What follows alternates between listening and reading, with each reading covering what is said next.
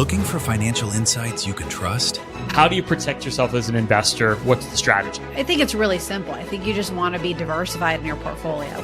The Payne family brings real-world experience to every conversation. Well, I think that's the problem right now is, right, a lot of people that are close to retirement, they're taking so much risks. And if we do get a big sell-off, it could derail their retirement. Listen to the Pain Points of Wealth on the Red Apple Podcast Network. This is the Cats Roundtable with John Catsimatidis. Everywhere around the world, they come to America.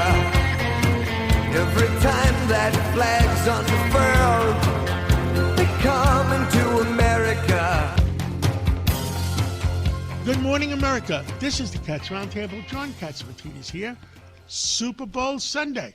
We got Sid Rosenberg is going to be talking about the Super Bowl. Jim Jordan, the congressman with the Judicial Committee, Senator Roger Marshall, Dr. Peter Michalos, Mark Penn, what's happening with the Democratic Party, Chris Papps, Lynn Shaw, and let's start off with Dr. Oz on medicine.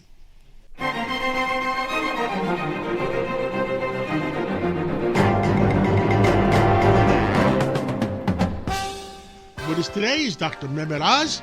And he was with us on Friday, but there's so much more news to deliver. Dr. Oz, what's new on Sunday morning? Well, the reason I wanted to come back is breaking news over the weekend that we couldn't talk about on Friday. There's been a lot of fraud in Minnesota. Folks know that. We've been sending letters and are, making sure that Minnesota appreciates they're in big trouble. We then went to California. They've had a massive problem as well. And then you probably watched all the fireworks with Governor Newsom. I'm upset about the fact that we're looking under the hood to see why the engine's not running in California and all the fraud there. But this weekend, we have started to realize another big crisis. And we just sent a demand letter to the state of Maine and their governor. It turns out that Maine looks a lot like Minnesota. So what you've been watching on the news in Minnesota, if it concerns you, pay attention. Because what's happening in Maine, just like in Minnesota, they have a state program for children with autism. Remember, in Minnesota, they had the Somali fraudsters. They set up fake treatment centers, stole millions of dollars of taxpayer money. Well, same thing's happening in Maine. And 2 weeks ago, our investigators at Health and Human Services released a report on this autism program. They thought it wasted at least $45 million. But here's some important things that you should know about this money. First of all, 100% of the claims that were examined had problems. Everyone. We learned that the program's payouts increased 50% in just 4 years. And they have all these treatment centers that are the same as in Minnesota. They're clustered in small geographic areas. They also, by the way, have a Somali population. In Maine, who knows if that's connected. We reviewed the paperwork as missing critical information. And the most troubling is that Maine has never checked. They never looked.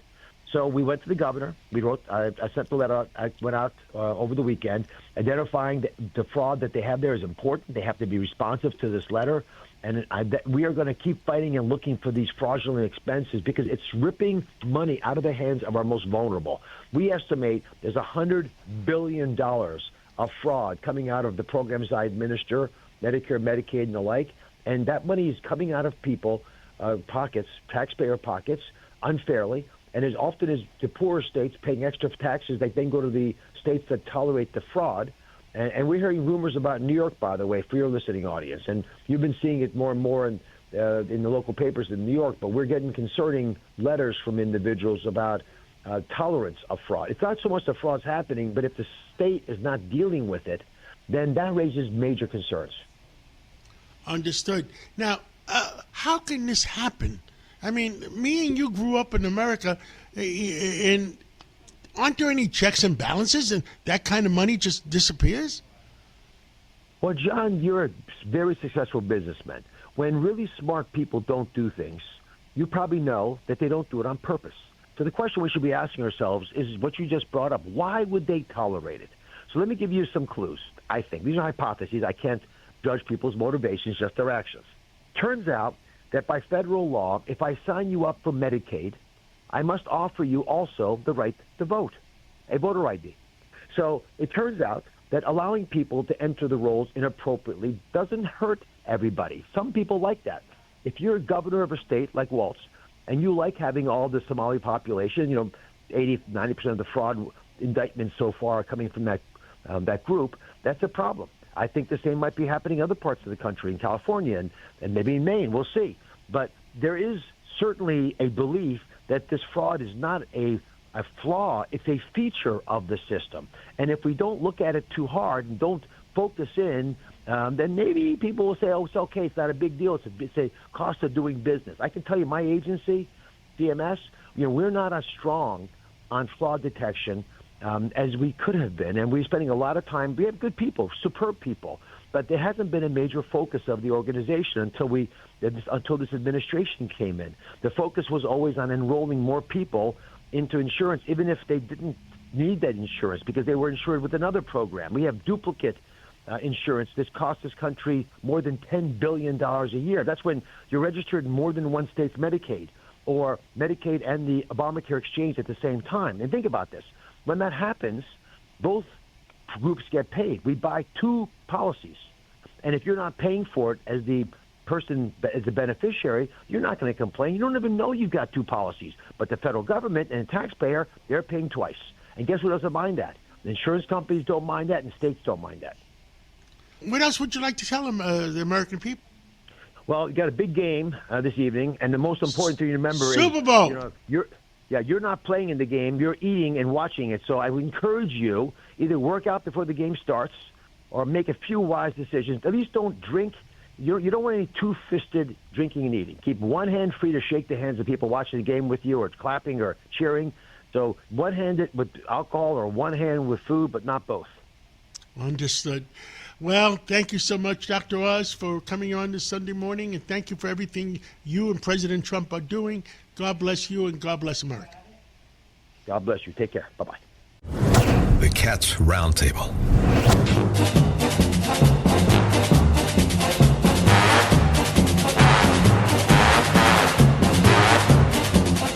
Well, not only Sunday morning, it's Super Bowl Sunday.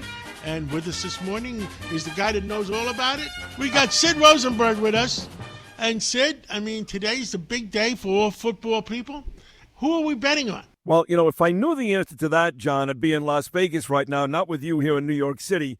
But I think I've got a pretty good idea. I will say this. It's an exciting day, Super Bowl 60. And just for a little political edge for you, because we do a lot of that in the mornings, especially on this great show that you do every Sunday morning, John. It's a great show. We've got a mayor in New York City that doesn't really like capitalism. He's about socialism and communism.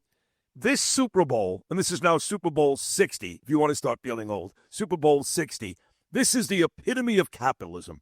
Everybody makes money.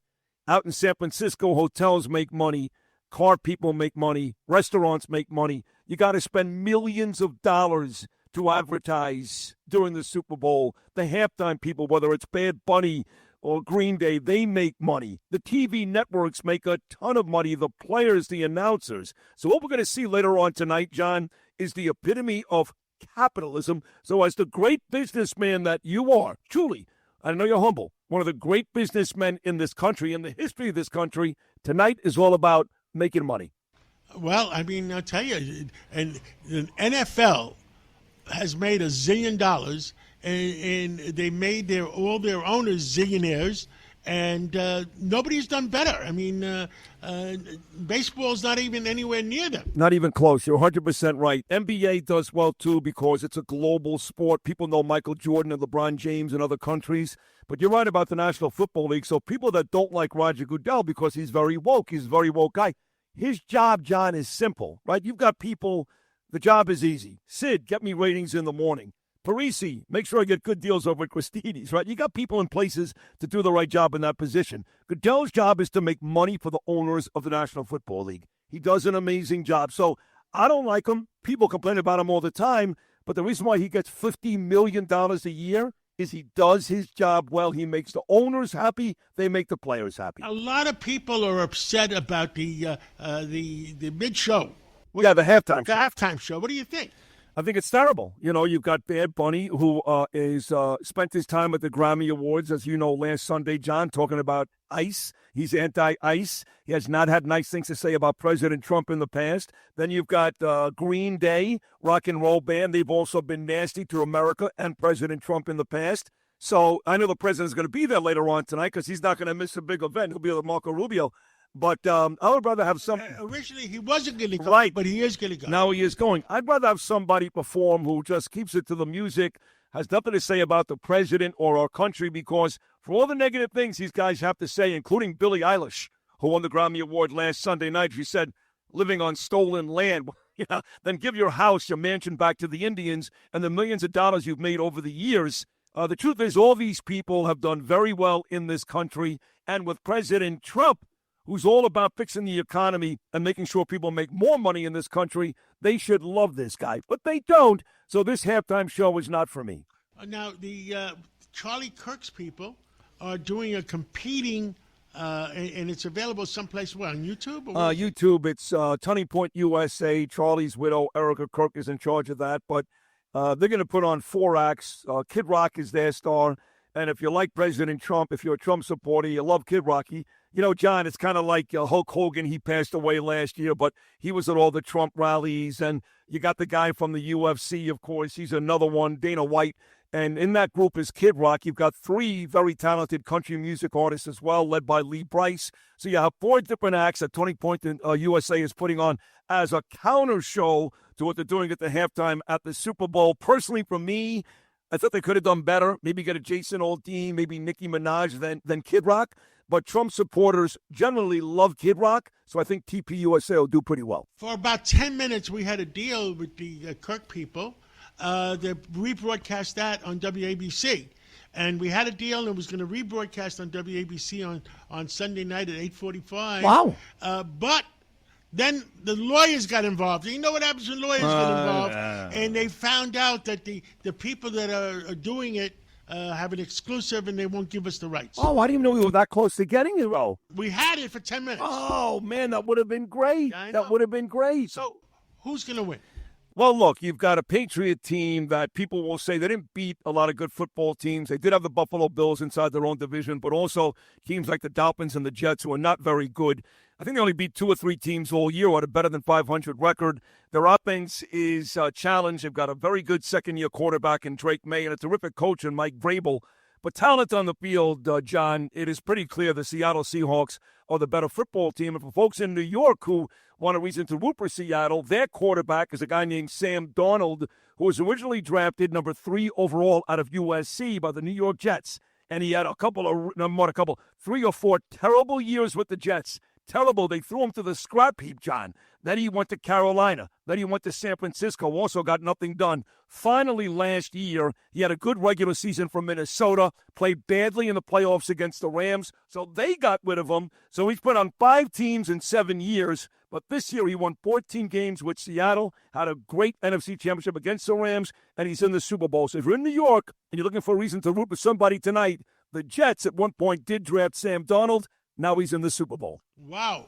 So I'll be watching tonight, and then at 10 o'clock, I'm going to be watching you. You're going to be on with Brian Kilmeade at 10 o'clock to give comments. That's right. We'll be live. Thank you for putting that up, John. I love you. Thank you. We'll be live during the game, and Emily Austin will be sitting next to me, too. She made a lot of noise this week at the Grammy Awards with her mom last week. So, yes, I'll be live on One Nation, 10 p.m. later on tonight, Fox News, talking about the Super Bowl with Darryl Johnston, who is a great running back at Syracuse and went on to win 3 Super Bowls with the Dallas Cowboys. I'll be watching tonight, and I'll talk to you later. I love you, pal. Thanks.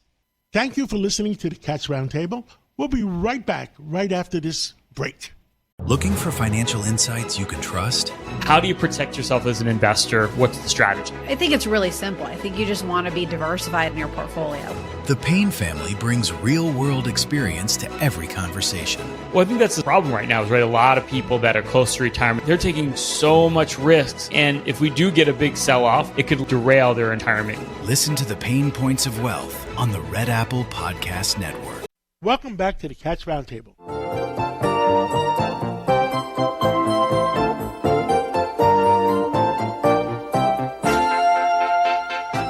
With us, Dr. Peter Michalos. Live long and prosper is his nickname. Well, Dr. Peter Michalos, tell us, how do we live longer?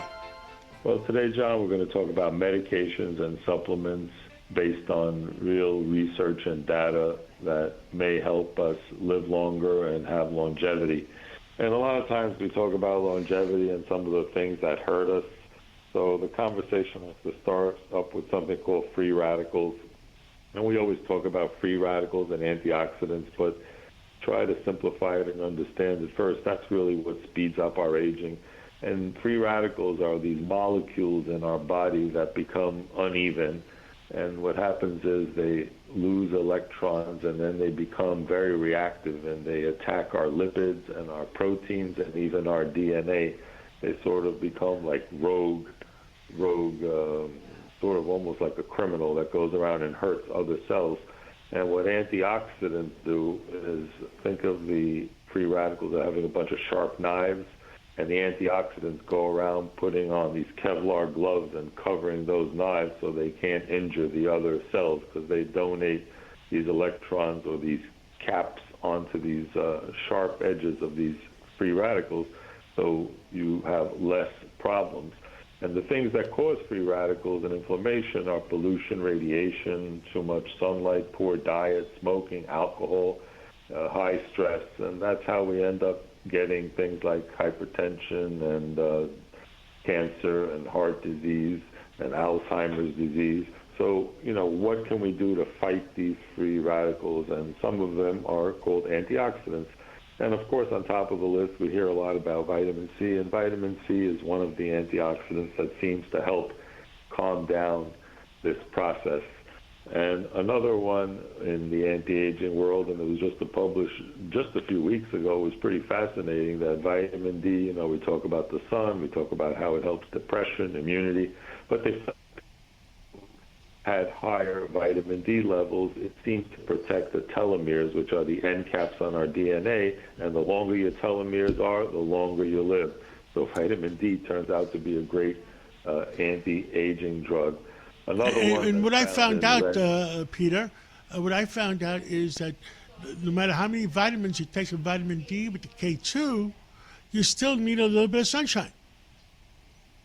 Yeah, no, nothing like a little bit of sunshine goes a long way, and just try not to do it between noon and 3 p.m. because that sun is the strongest, and it's associated with more skin cancer, more basal cell squamous cell melanoma. But vitamin D is important, and the people who don't have a lot of sunlight and vitamin D, those areas have more depression.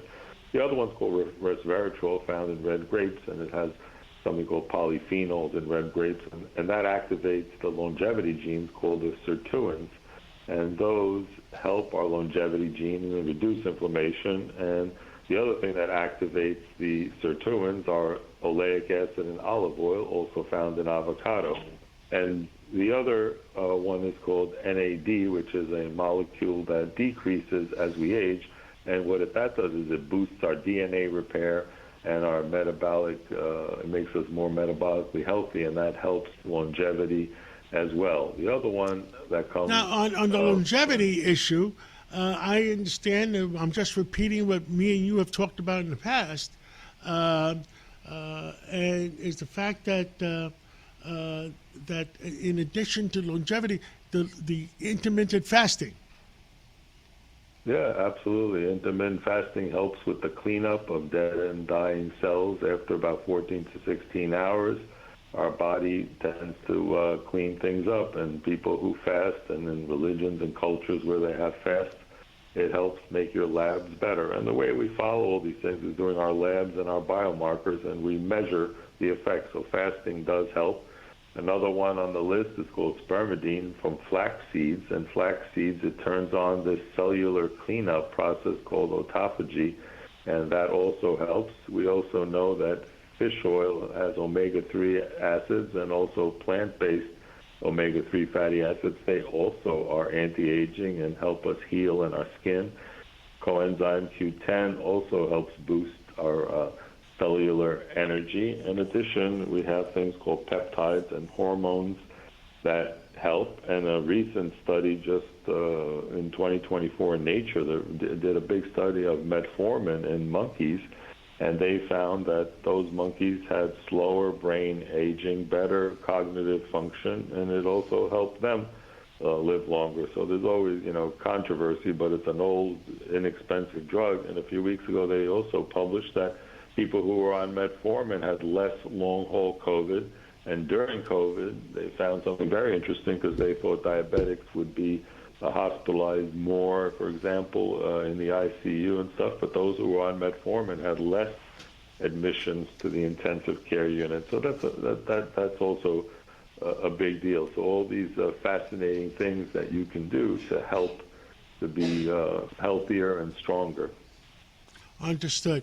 Now, we had the discussion of intermittent fasting, and originally we spoke that minimum is 14 hours, and anything above 14 hours, the killer cells come out to kill anything bad in your body. Is there any update on that? Yeah, well, the cleanup between 14 to 16 hours, that's when it starts happening. That's why the intermittent fast I do is I only eat between noon and 8 o'clock. Outside those hours, you can eat, all the water and the black coffee you want. You don't want your sugar level to go up. When your body sees that it doesn't have any sugar or nutrients coming in, an alarm goes off. Get ready. Times are hard. There's no food out there. Start cleaning up. Start healing. Start repairing. And also, we run on what's called ketones instead of sugar. And some of the animals, for example, a fox, when they're hungry, they're running on ketones. They're super sharp.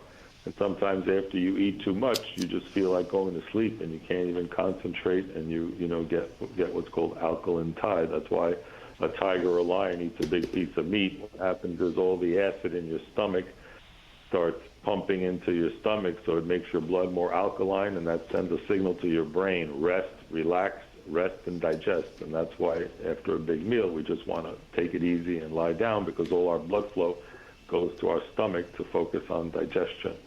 So between intermittent fasting, the vitamins we mentioned, and there's also one that's controversial called rapamycin, which is a immune suppressant used in transplant patients, but they also found that it may have some anti-aging properties as well.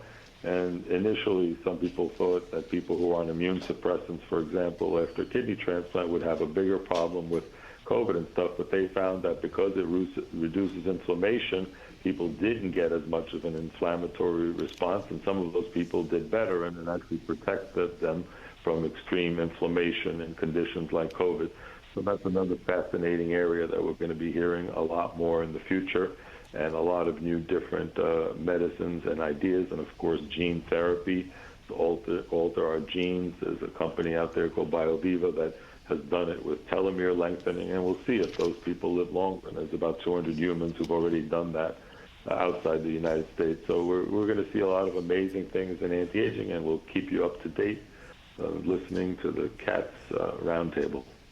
Thank you so much, Dr. Peter Michalos. Live long and prosper, and thank you for everything you do to have our listeners live longer, and God bless you and God bless America.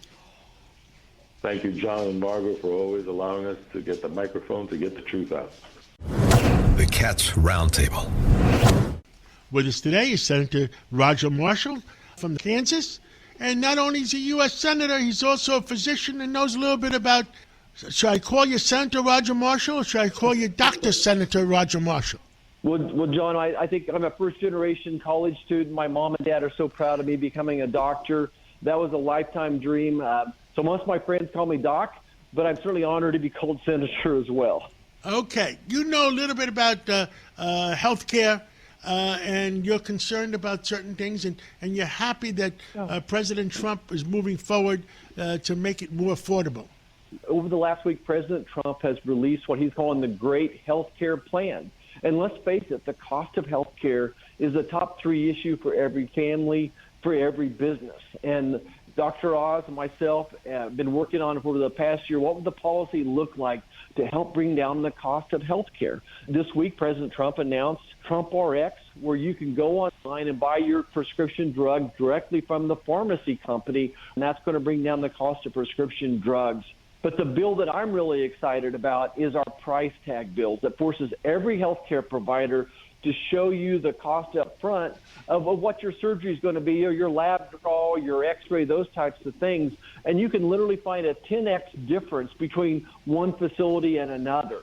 By turning patients into consumers again, creating competition, showing Americans prices, we're going to drive the cost of health care down, maybe $1,000 a month for American families. So I'm excited about the work we're getting done in health care right now. And I've heard that friends of mine that don't have insurance, and the doctor tells the MRI company they don't have insurance, they charge them $400, $500 cash. What's the real price? And that's what. Yeah, it's whatever they make it up to be. No different than going to buy a car. You see the retail price, so that's what they're charging your Blue Cross. They're charging them a retail price, but their break-even point is probably the one you mentioned, the $300 to $400 price as well. So we're going to force the hospitals, the doctors, the surgeons, the labs to show you those prices up front, to show you the cash price, as well as what it would be out of pocket with your insurance. And my goal is that you would have a smart app on your phone, and let's say you need your hip replaced. You would punch in the code for that surgery, and everything would populate within 60 miles of you what the cost of that service would be, along with outcomes.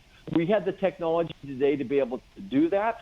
And again, the whole idea is we want to turn patients into consumers again. We want to create competition. No different than driving down to New York. You don't get to see many gas stations with the prices on them. But back home, you drive down Main Street and you're going to see 15 gas stations, and they're all within a penny of each other. So I think that's what we're trying to force here, is force healthcare providers to show you the prices and let patients become consumers again. This will bring down the cost of healthcare at least $1,000 a month. I saw a lot of articles last week that the fact is about insurance companies. Were you at that Senate hearing when they asked all those insurance execs or the pharmaceutical execs their investments in pharmaceutical companies and drugstores, et cetera, et cetera? Yeah, I was not there, but I've had those same folks in front of me. To your point, what Obamacare did was create lots of regulations. When an industry becomes over-regulated, there becomes a consolidation of those companies, a consolidation of industry. So United Healthcare is a great example of this. Their CEO is making, $100 million a year. Their profits are tens of billions of dollars. They own not only the health insurance company, but they own the pharmacy benefit manager company. They own the drugstore. They own the doctors. So they own the entire vertical system. And then there's 3 of them that control about 80% of healthcare. So they're indeed able to set their prices wherever they want to. And that's been the whole gist of my legislation now for several years, is to bust up these monopolies. As you can imagine, they have a huge presence here in D.C. They've given a lot of money to different members of Congress. And they stick together with the big hospitals. They're all just very happy with this $5 trillion that America spends every year on health care, and each one of them just grabbing a pile of money as it goes by. But I have no use at all for these big monopoly companies like United Healthcare. Anything else you want to tell the American public? Yeah, so look, over this next week, we're going to have a big fight in Washington, D.C. over funding for DHS. And the first thing I would tell people is, look, I feel like the Democrats are holding ICE hostage. But they're also taking down with them funding for the TSA. They're taking down funding for FEMA, as well as the Coast Guard. That ICE only makes up 9% of this funding that's left. The good news is we have 11 of the 12 buckets funded, but DHS is the last one. And I think this is just the next chapter of the Democrats defunding the police. In this case, they want to defund ICE.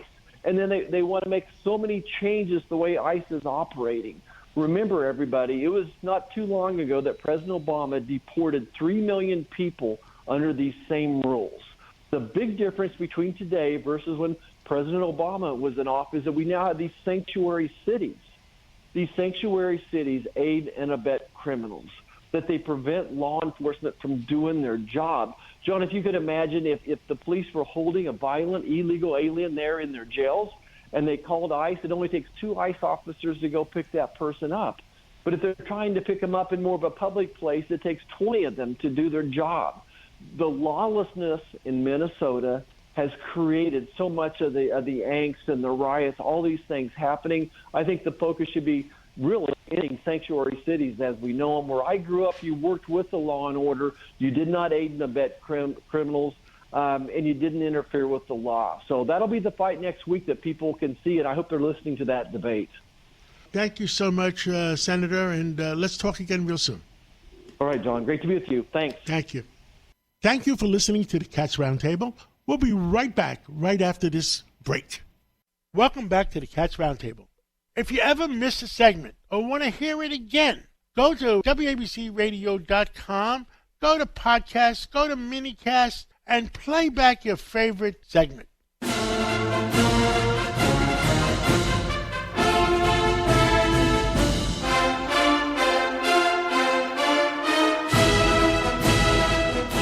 With us today are the chairman of the Judiciary Committee, Jim Jordan. And again, we talked to him on Friday.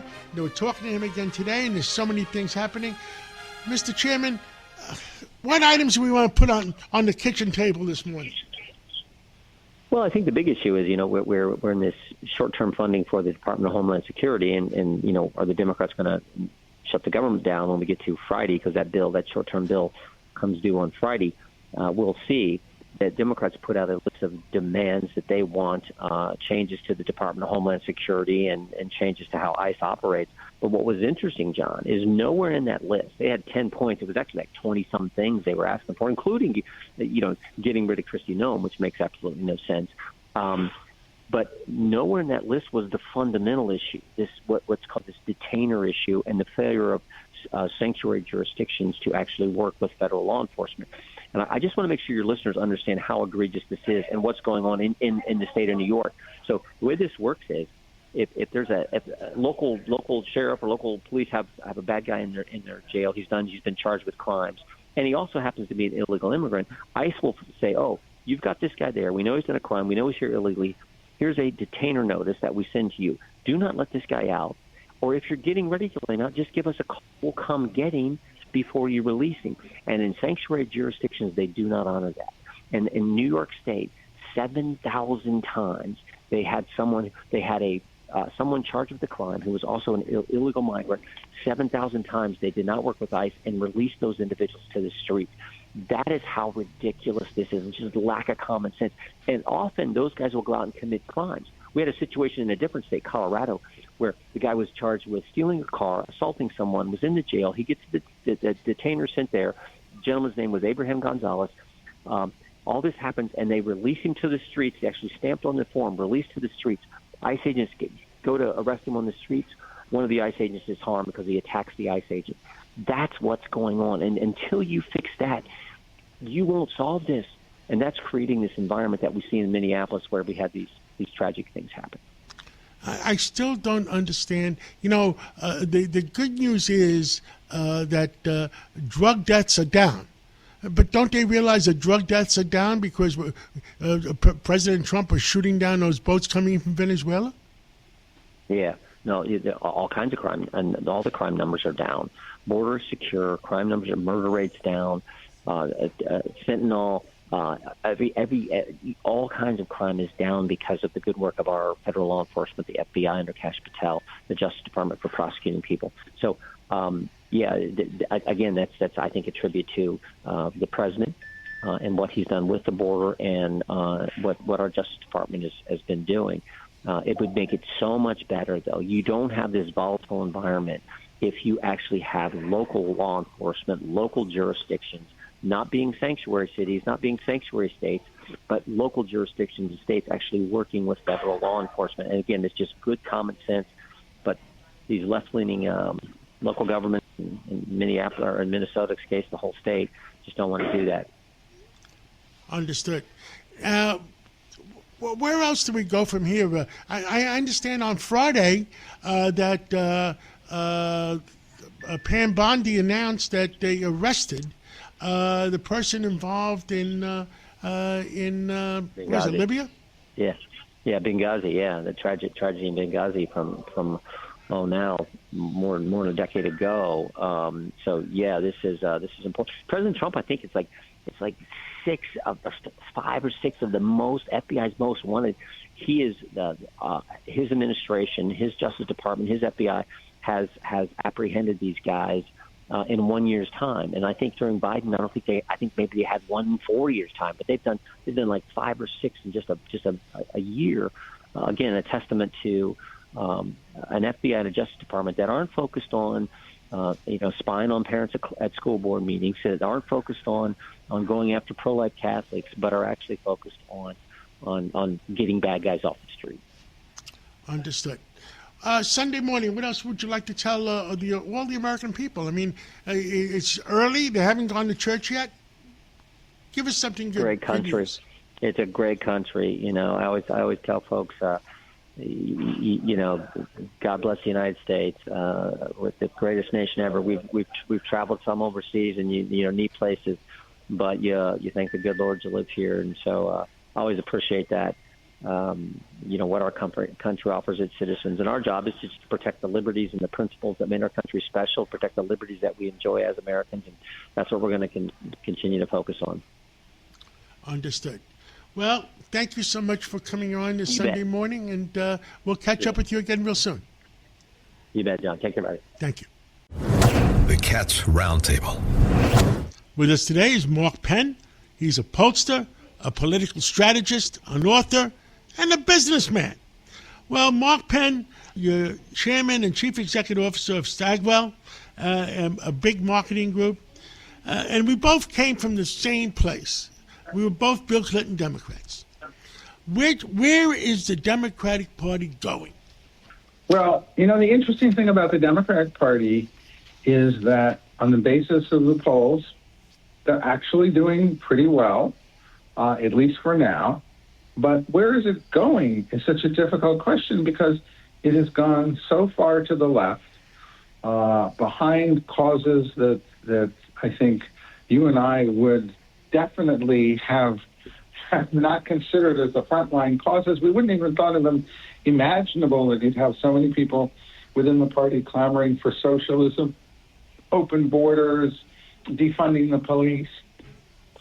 And the odd thing is that right now you're in a moment in which the public is sort of restless and unhappy, and so that's tough for the ins. But the Democratic Party doesn't have an agenda.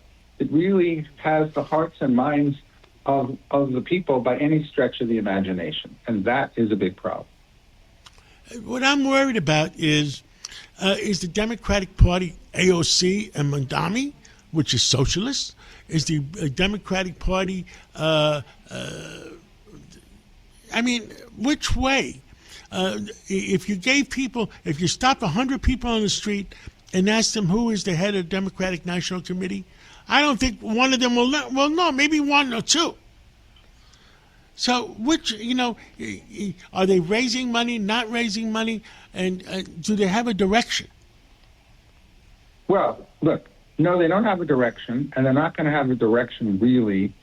And I was certainly disappointed by their attempt to shut the government down in the House. That made no sense to me. They're not going to have a direction until this primary fight, and hopefully there will be a primary fight. Hopefully that it will not be the party of AOC. Maybe it will be the party of Senator Fetterman, and maybe it will be somewhere in between. But right now, we don't know. We know that low turnout Democratic primaries have enabled the left to gain a considerable advantage within the Democratic Party. They've basically reversed everything that we did in Bill Clinton's era. When we moved the party to the center, we got it away from the left. We got it away from perennial huge losses and back into the mainstream of America.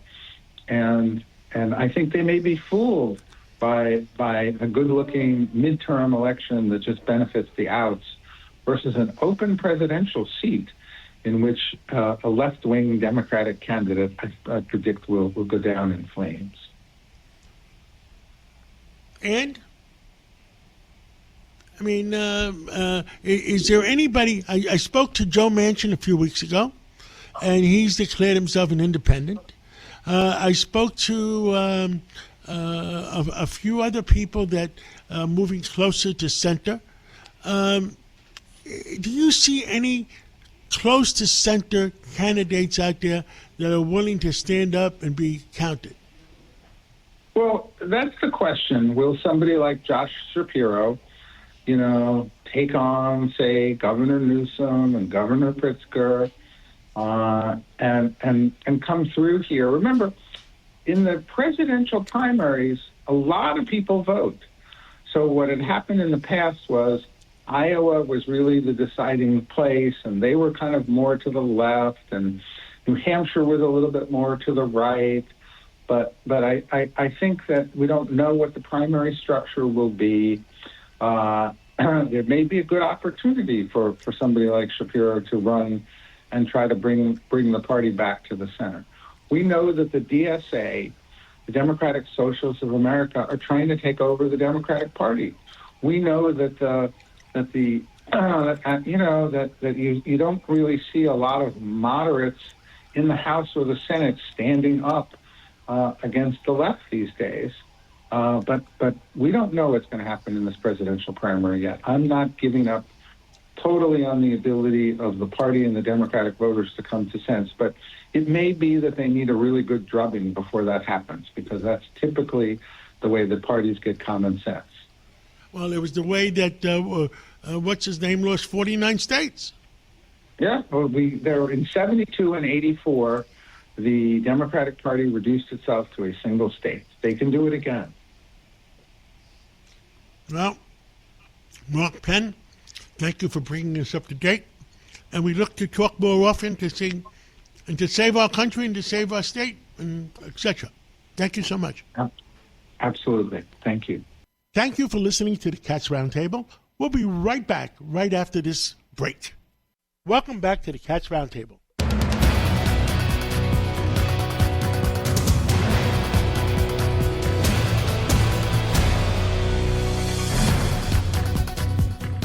With us today is Chris Pabst, and he wrote a new book, Failure Factory. And Chris Pabst is a reporter for Fox 45 in Baltimore. And, well, Chris, how bad is our education system? You know, we've all seen over the years how taxpayers are putting massive amounts of additional funding into public education, but we're not seeing that the student academic outcomes are improving with that funding. And largely why I wrote Failure Factory is because in Baltimore City specifically, but this is certainly not a Baltimore problem, this is an America problem, we have seen over the past 8 years that the funding for the school system has increased by 30% over the past 8 school years. But the graduation rate has remained exactly the same. It's been 70%. It was 70% 8 years ago, and it's 70% now, with a 30% funding increase. And we are seeing that throughout the entire country. And the reason that I wrote Failure Factory is because I see Baltimore as in the end stages of what a failing public education system does to a community and does to a society. Baltimore is a struggling city. Its population is dwindling, very high crime, very high murder rates, very high poverty rates. It's struggling. And I make the case in the book that those things are not the problem. Those things are a symptom of the problem. The problem is a very expensive public education system that is not providing the proper education to its people. But it's not just Baltimore. This is happening throughout the country. It's not only Baltimore, not only New York City, but I'm concerned that it's in a lot of our cities and states. What do you think? What Failure Factory is it's 8 years of me working for Fox 45 News as an investigative reporter covering public education every single day, talking to parents, talking to students, talking to administrators and kids and teachers.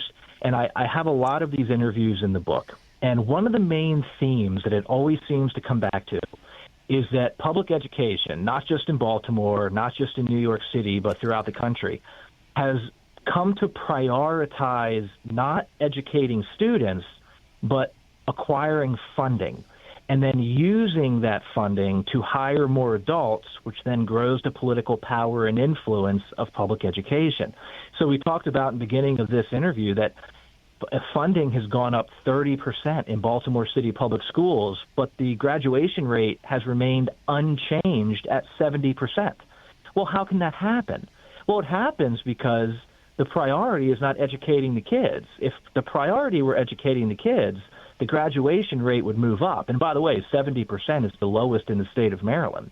You have to look at where the school systems are improving, and where they're improving is the amount of money that they're collecting. And this is an American problem. It started about 15, 20 years ago, where really the acquisition of funding became the primary focus of so many of our public schools. Now we have challenges in our Congress, not our Congress, our colleges and our universities. Have you thought about how do we challenge that? Well, what we're seeing in the colleges and universities, and as you know, we're seeing massive amounts of debt. Kids are coming out of these colleges and universities with massive amounts of debt. And one of the main reasons for that is because these students are being undereducated in K through 12. And when they get to college, they're not ready. And they have to take a year's worth of remedial classes just to get ready for the college classes. And the issue with that is kids are spending all of their money just to get ready for college. By the time they start taking the college classes, they're already $15,000, $20,000 in debt.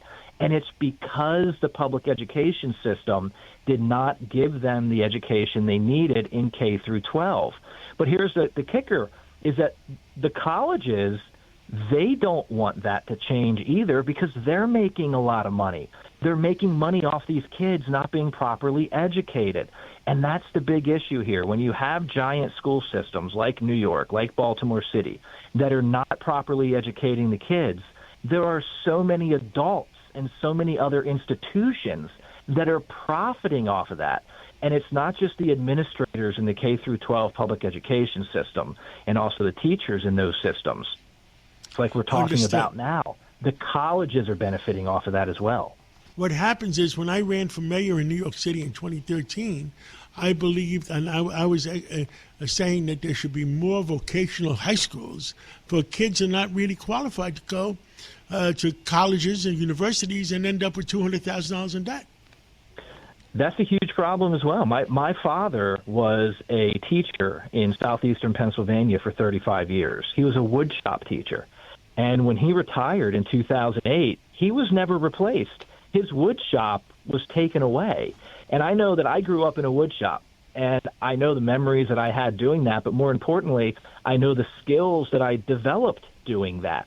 And those skills, kids are leaving high school, not just not being able to read or write proficiently, but they don't have skills like wood shop. They don't have skills like motor shop. I had that as well. I used to change my own oil and stuff in high school. And public education has really gotten away from a lot of those things because the focus, as we said, is not on educating the kids. It's on getting as much funding as you can. So how do you keep the money coming in? You keep the money coming in by keeping the students enrolled in the schools for as long as you can. That's what the focus in many public schools really has been. Well, the name of the book is Failure Factory, and the author is Chris Papst, who is the investigative reporter at Fox 45 in Baltimore. And you could buy this, I guess, at Amazon, Barnes & Noble, Goodreads, anywhere books are sold. Thank you so much, Chris Papst, for coming on, and thank you for what you do for our children. Thank you. The Cats Roundtable.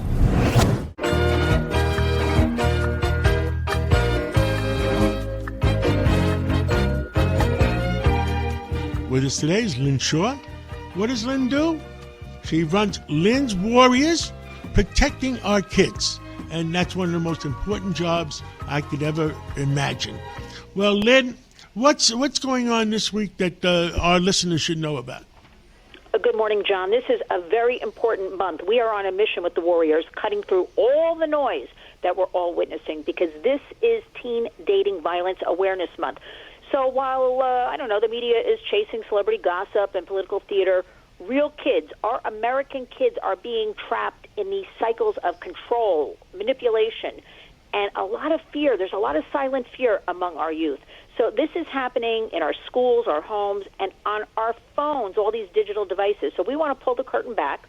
We want to provide some warning signs, and we want to empower kids to come forward, especially teens, and empower the parents to recognize, different signals that the kids are giving out. And we want to make one thing clear: silence protects abusers, and awareness protects victims. So let's get to some facts. First of all, love shouldn't hurt. Love is respect. We go into schools, we teach this all the time, that love is respect. What does this mean? Let's have some facts. dating violence among teens and young adults, college age, is so prevalent. 1 in 3 U.S. teens are reporting that they experience physical, sexual, or emotional abuse from somebody they're in a relationship with, and they're not even adults yet. And so this is unbelievable. And also, remember, the numbers are always higher than what we know about, right? This is what's reported. A lot of this lives in the dark. Now, we also know about 45% of U.S. college-age women report experiencing beyond violent. They said it's abusive dating behaviors from the get-go. So we want to really spread the word about February and really raise national awareness of what's going on. So the theme this year, we actually have a theme, real love respects, right? Respect. We need to respect each other. But what are the kids witnessing with the adults and what's happening in our country today? They're mirroring a lot of this, and also the behaviors online. So what we're going to talk about is, why we should even care about this or listen to this right now. It's because this generation of our youth and college age, remember, they have grown up under this digital bubble, this pressure cooker. So relationships don't end, when the school day is over or, their Friday night date is over. It is nonstop because of online. So there's control, jealousy, harassment, and so much, John, emotional manipulation that follow them 24 hours a day and into their bedrooms, onto their phones, right? They can't escape it. So what used to be private moments, right, are now public constantly. They're permanent and also shareable. Everybody's downloading and sharing and retweeting and all of this. And that clicks and likes, it's always on horrible things online. That's what gets all the traffic. So the changes that we need to do, look, it's so hard and fast. It's what we continually talk about on the Warriors. We got to get the kids.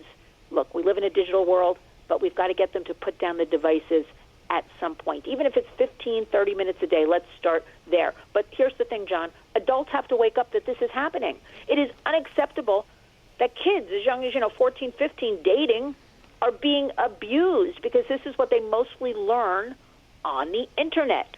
So I think the biggest misunderstanding parents still have about this teen dating violence is they really think they're going to see their child beat up or, these screaming matches. But in reality, the abuse is emotional. It starts emotionally.